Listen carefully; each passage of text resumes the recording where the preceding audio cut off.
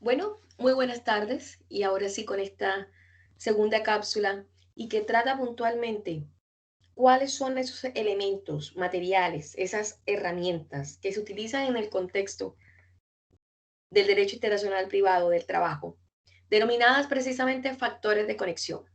Si bien en la norma internacional teníamos los mecanismos de control, acá tenemos los factores de conexión. Y para ello, permítanme, por supuesto, darle protagonismo al audio y dar alcance a la presentación para que sea de mayor comprensión para ustedes. En razón de ello, vamos a entrar primeramente explicando qué se entiende precisamente por los factores de conexión. Y es que los factores de conexión en el derecho internacional privado están creados precisamente o desde la visión de agentes localizadores y reconoce que su principal objetivo es vincular a una persona, cosa, situación, relación jurídica con un ordenamiento jurídico específico, sea nacional o sea internacional, para que por supuesto pueda dar alcance a la regulación y pueda dar alcance a la solución como tal. Y en razón de ello, si vamos un tanto más a profundidad, los factores de conexión son las circunstancias que pueden servir como criterios para la determinación del derecho aplicable. Y es que básicamente los factores de conexión, reitero, vienen a constituirse en esa suerte de solución cuando tenemos, por supuesto, un conflicto de leyes o cuando dos o más legislaciones están en pugna y debe, por supuesto, tomarse la determinación qué norma o qué ley aplicable se va a dar lugar. Reitero, los factores de conexión son los elementos ajenos a la relación jurídica que hacen posible aplicar dos o más legislaciones nacionales distintas, la legislación de Chile, la legislación de Colombia, pero que en definitiva dan alcance o provocan, inducen el conflicto, pero también deberían dar alcance a su solución. Y por supuesto, en ese contexto, se internacionaliza la litis o se internacionaliza el conflicto. ¿Cuáles son los principales factores de conexión? Que las partes tengan distinta nacionalidad o más bien, digamos, quiénes son o qué son o cómo identifico yo esos factores de conexión. El primero de ellos, la nacionalidad.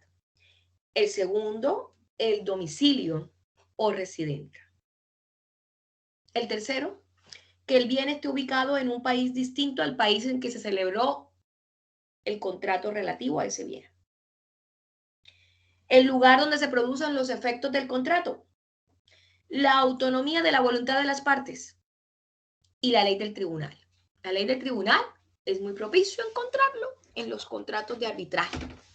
Cuando hay soluciones, cuando hay conflictos, en la resolución de conflictos se establece qué tribunal, qué competencia será la indicada. Es lo más sano para esos casos.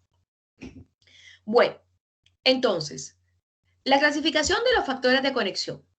El primero de ellos, desde el punto de vista del sujeto. Y en esto yo me voy a focalizar en Chile, ¿ya? Pero voy a hacer, por supuesto, hacer algunos parangones con Colombia, asumiendo que Colombia es el sistema madre de ustedes. Entonces, por eso me pareció más interesante hacerles este comparativo con el sistema chileno.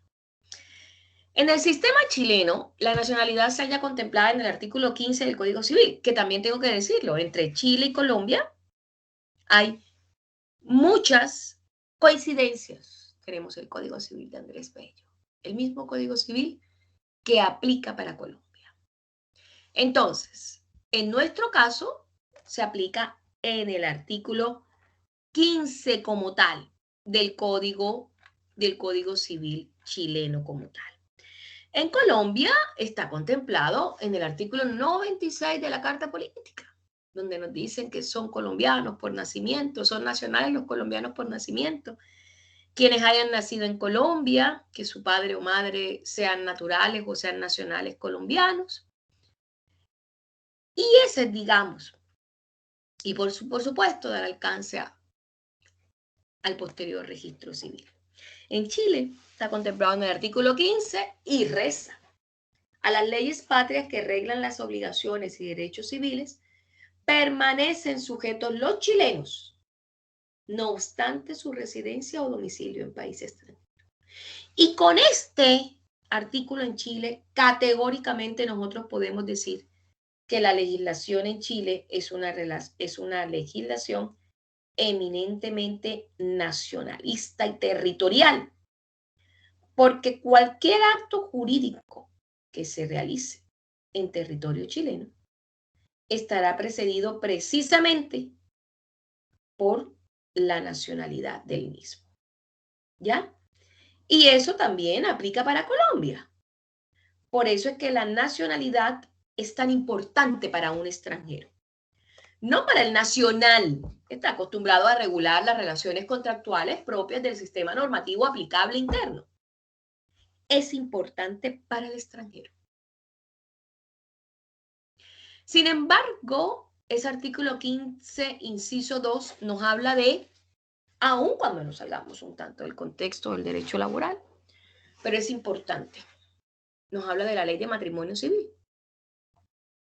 Entonces, es incongruente cuando tiene en su primera cápite ese nacionalismo in extremis y cuando en temas de ley de matrimonio civil, modificada hoy por la ley 19.967 en Chile, le da los mismos efectos a un matrimonio realizado en el extranjero que un matrimonio realizado en Chile. Entonces le aplica la ley de la extraterritorialidad. Eso es incongruente, son de las grandes incongruencias que tiene el ordenamiento jurídico chileno. Pero bien, volvamos a lo nuestro. Hablemos de ese factor de conexión de la nacionalidad, que de una u otra manera resuelve qué ley es aplicable para ese trabajador como tal. Y es que verdaderamente, cuando hablamos de ley de nacionalidad, estamos hablando de ley FORI, la ley del foro. Es decir, la ley, el juez que va a conocer del asunto en concreto, va a ser un juez, si el trabajador extranjero es colombiano, va a ser un juez colombiano. Porque se busca precisamente que beneficie o dé alcance al uso de ese factor de conexión de nacionalidad. El domicilio está regulado en el artículo 955 del Código Civil en Chile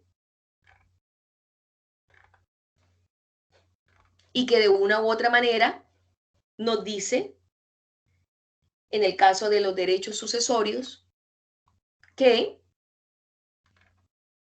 la sucesión se aperturará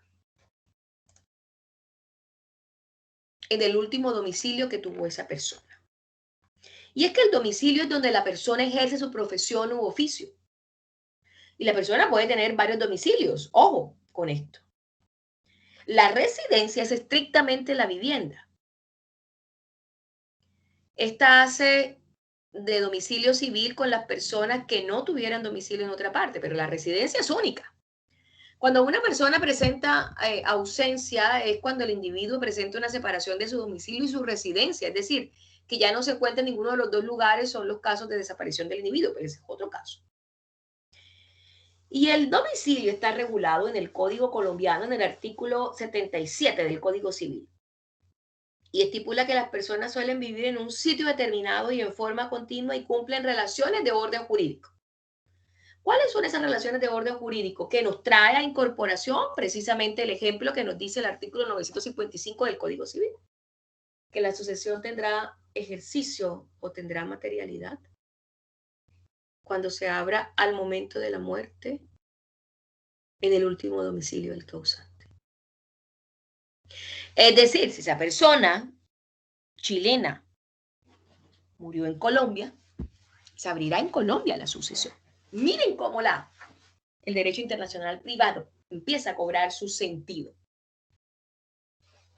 Entonces, por eso, a pesar de que todavía dentro de los desafíos del derecho internacional privado en Chile es muy localista, muy territorial, ya hay matices de la extraterritorialidad.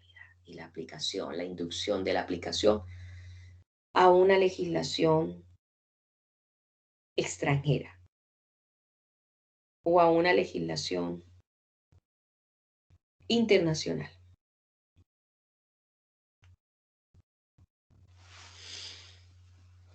Sigamos con el domicilio en Colombia.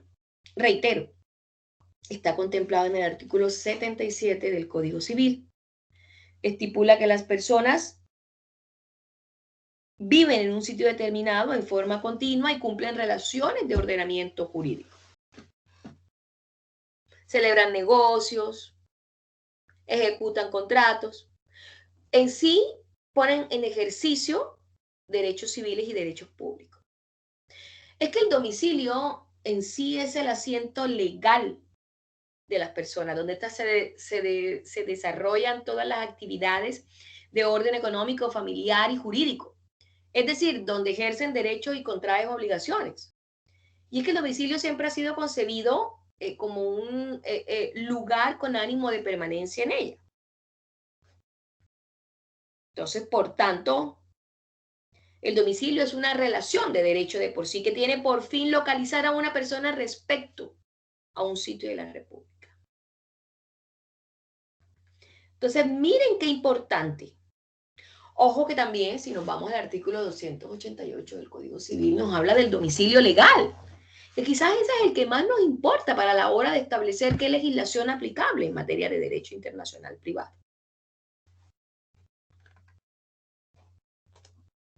Sigamos. Entonces, como ya lo hemos dicho, en este caso puntual, la nacionalidad y el domicilio vienen a cobrar una vigencia única para determinar qué legislación aplicable pudiese darse en el momento de un conflicto como tal. Aquí lo estamos viendo, domicilio como factor de conexión y la nacionalidad como tal. Las características del domicilio que también son vitales, pero que ya también las hemos comentado. Ahora bien, otro factor de conexión, desde el punto de vista del objeto del contrato, lex situs. ¿Dónde está situado el bien? Y es el punto de conexión más fácil para dilucidar. Y es dónde están situados los bienes. Los bienes sobre los cuales se ejercitó ese contrato, se materializó esa relación laboral o esa relación contractual. La lex situ, o también llamada lex recitae, y le dan una suerte de soberanía, o sea, una preponderancia de la soberanía porque es la situación de los bienes, es donde están ubicados los bienes. La importancia estatal de esos bienes, o donde están, o el estado, dónde están ubicados esos bienes y en qué estado están ubicados. Estado me refiero al concepto estatal de soberanía.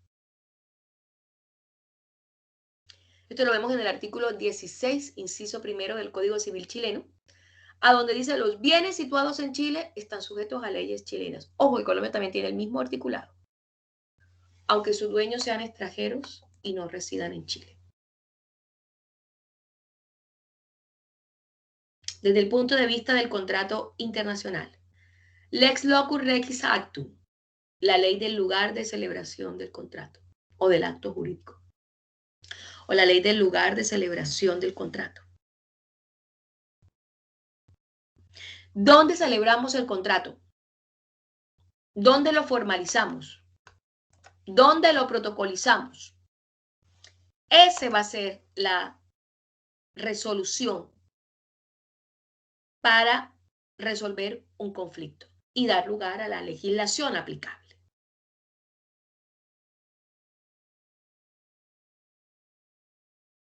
Con esto me despido, habiendo explicado muy brevemente los factores de conexión y esperando que haya sido muy claro para todos ustedes.